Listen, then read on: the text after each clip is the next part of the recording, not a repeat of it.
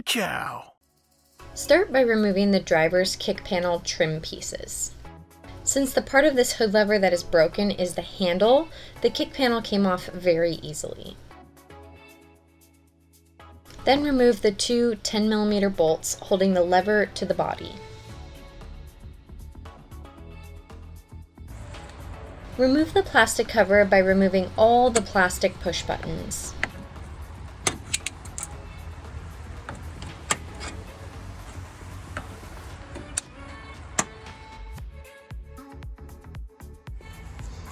Start by marking where the hood latch currently lives.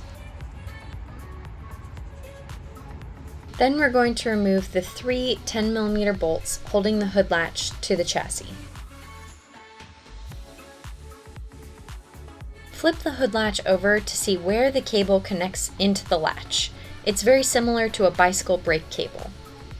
Wiggle it up out of the groove, then use the extra slack to remove the cable from the hood latch. Remove the plastic clips holding the cable in place. The likelihood of these breaking is like 99%, so I've put a link to replacement ones in the description.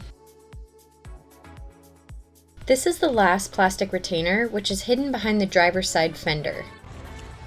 Pull the plastic part of the fender free enough that you can reach the plastic clip that's holding the hood cable behind it.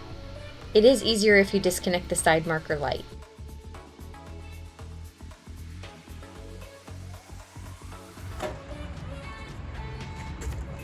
I also loosened the front bumper and the three bolts holding the fender on so that I could reach my whole arm in there.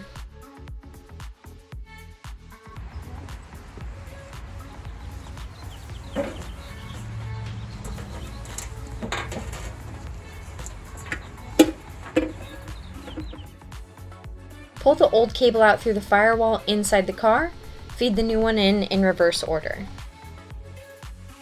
Put the new cable back in the hood latch, put the plastic retainer clips back into place, button up the metal and plastic fenders,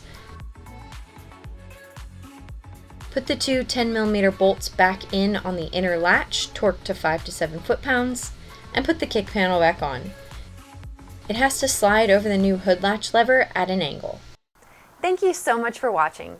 If you found this video helpful, please like, comment, and subscribe below so we can help other people find this video. I offer automotive education and consulting, so if you need help completing this job, my contact information is in the description below.